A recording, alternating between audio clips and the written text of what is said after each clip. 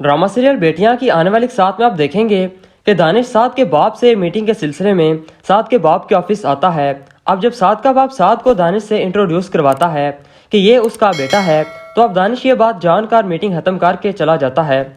अब साद का बाप साद से पूछता है कि ये दानिश तुम्हारी वजह से ऐसे मीटिंग खत्म करके कैसे चला गया? क्या तुम्हारा और दानिश का पहले से ही तो कोई कनेक्शन नहीं?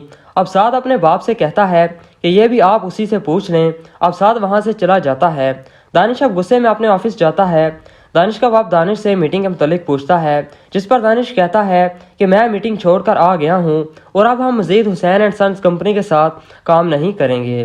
दानिश का बाप ये बात सुनकर बड़ा हैरान होता है और दानिश से पूछता है कि ऐसी क्या वजह बन गई कि तुम इतनी इंपॉर्टेंट मीटिंग छोड़कर आ गए हो?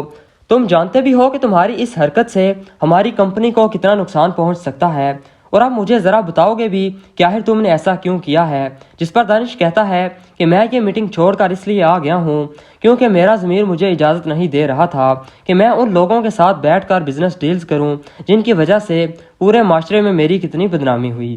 दानिश का बाप कहता है कि तुम कहना क्या चाहते हो, साफ साफ खुलकर बात करो। दानिश बताता है कि क्या आप जानते हैं कि हुसैन एंड सन्स कंपनी का मालिक कौन है?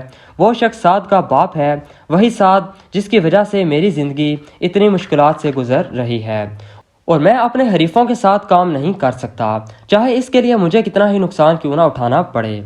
अब दानिश का बाप दानिश को समझाता है कि बिज़नेस में ऐसी छोटी छोटी बातें होती रहती हैं, लेकिन बिज़नेस में हमें सब चीज़ों को साइड पर रख कर अपने मफाद के बारे में सोचना पड़ता है। और फिर क्या हुआ कि हुसैन एंड सन्स कंपनी का मालिक साद का बाप निकला।